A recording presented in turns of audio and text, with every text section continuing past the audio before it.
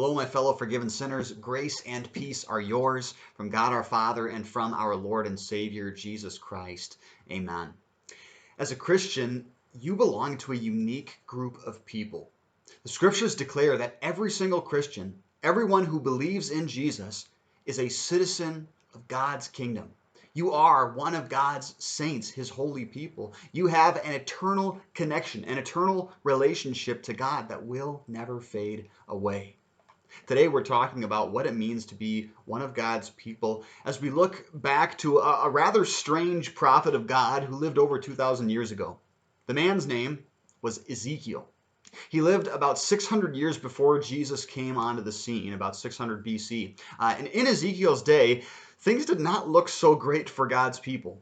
Israel had been conquered by foreign powers, first by a brutal people called the Assyrians. They had conquered most of the land of Israel, sending the majority of the 10 out of the 12 tribes of Israel into exile, and those tribes would never return to the promised land ever again. If that wasn't enough, the rest of Israel had now been conquered in Ezekiel's day, nearly a century later, by another power, the Babylonians. You can imagine the hopelessness that God's people must have felt back then. Their nation, which was supposed to be the holy people of God, was now broken into 1,000 pieces and it would never be brought together again.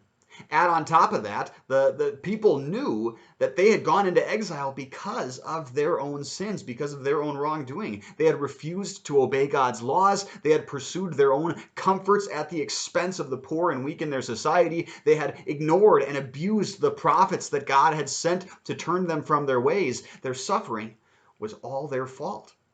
And now it seemed like the people of God would never, ever be united again. And it is to these people that God sends yet another prophet, the man we talked about for today, Ezekiel. Ezekiel had a message of hope for these people who had seemed to have no hope at all.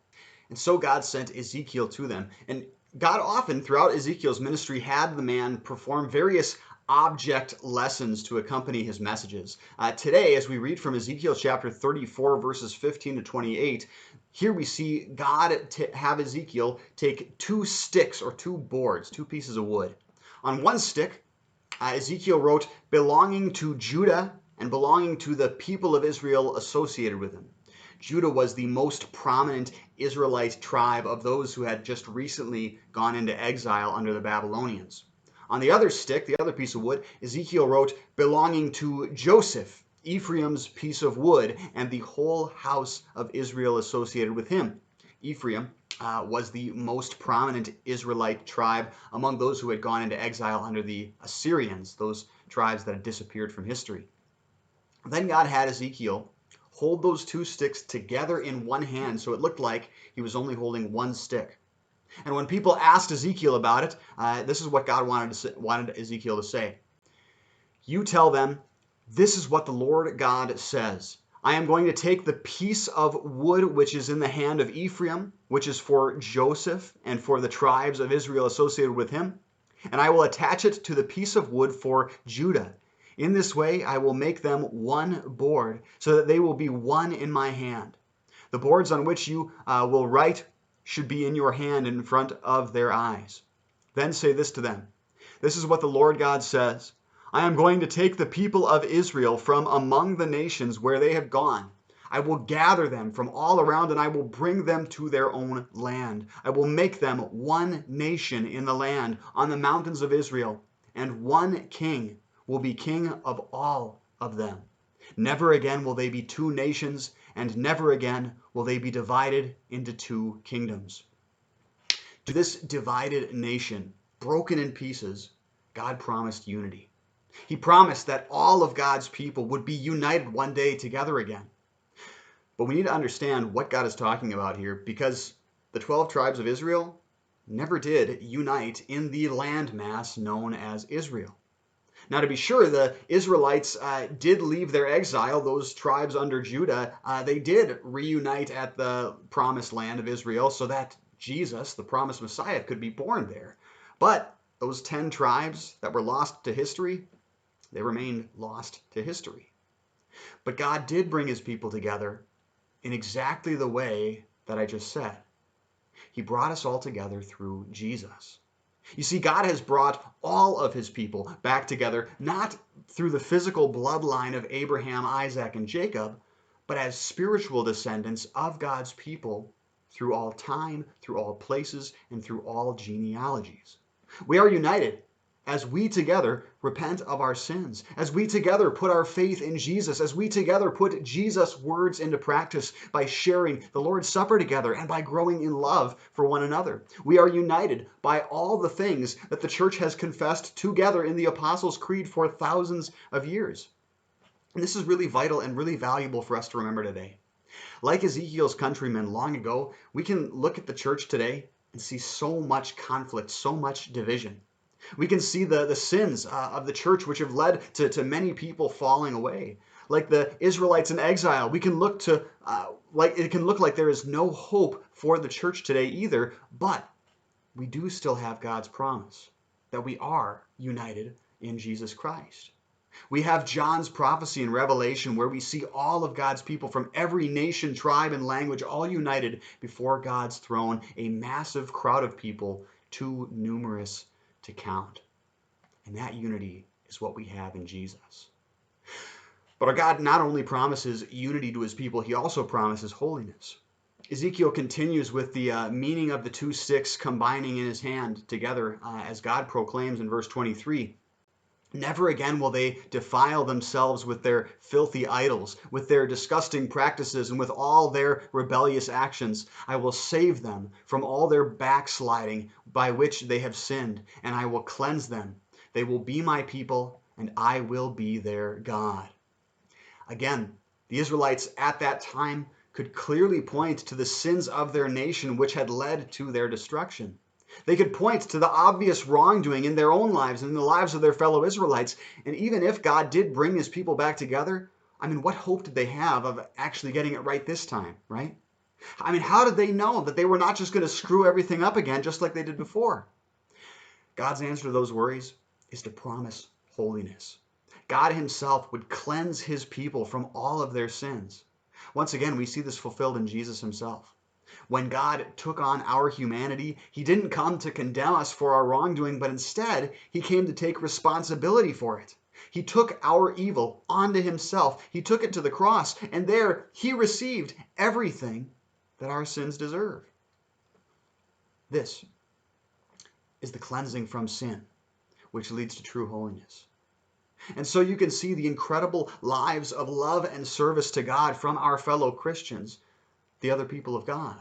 Throughout the past 2,000 years, you can read story after story about your fellow Christians who have chosen torture and death over abandoning their faith in Jesus. There are Christians who sold their property, all just so they could be generous to somebody in need. Early on this year, I came across many different accounts of Christians who lived during deadly plagues, who boldly risked their lives, all so that they could take care of the sick. A few years back, as I was going to school, I remember hearing a news story about a Christian woman who welcomed the murderer of her own son into her home simply because he needed help.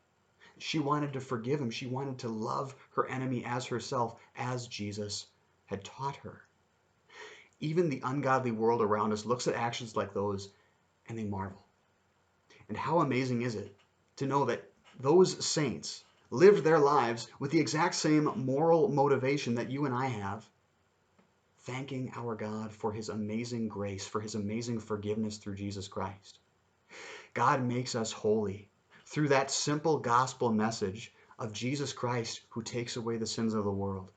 And as we continue to grow in that word, God leads us to the same kind of conviction, that same kind of generosity and hospitality, that same kind of love and forgiveness, even for our enemies.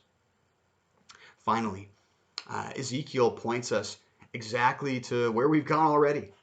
This unity, this holiness, all of it comes through one king, the one king that unites all of God's people together. We read in verse 24, "My servant David will be king over them, and they will all have one shepherd. They will follow my ordinances and be conscientious about keeping my statutes. They will live on the land I gave my servant Jacob, where your fathers lived. They will live there permanently. They, their children, and their grandchildren, and my servant David will be their prince forever. I will make a covenant of peace with them. It will be an everlasting covenant with them. I will establish them, and I will multiply them and set my sanctuary in their midst forever. My dwelling place will be over them.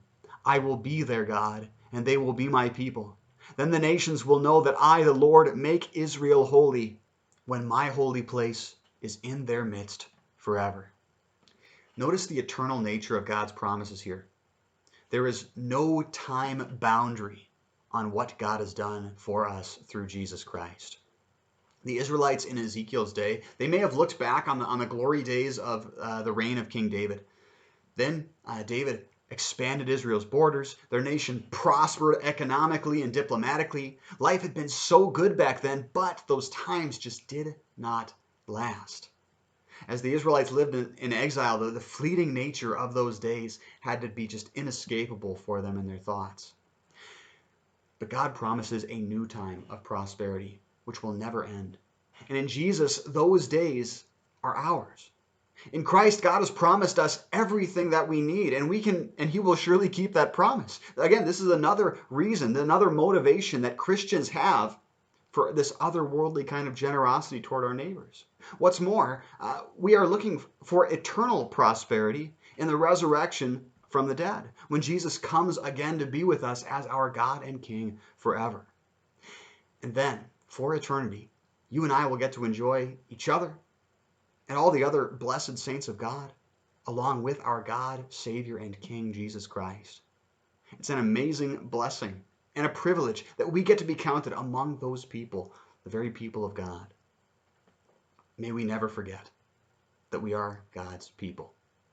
We are united with all of God's church throughout time and throughout history. Remember that, especially as you deal with conflicts and divisions in the world and in the church around us today. We are holy, along with God's saints in every single age. Remember that as we deal with sin in our lives and in the lives of our fellow Christians. We will be together forever under our one true King. Remember that, as everything in this life fades away so quickly. And above all, remember that through faith in Jesus Christ, you have been added to that glorious number of the saints of God. Amen. And I say, can't be that easy. And he said, and no, it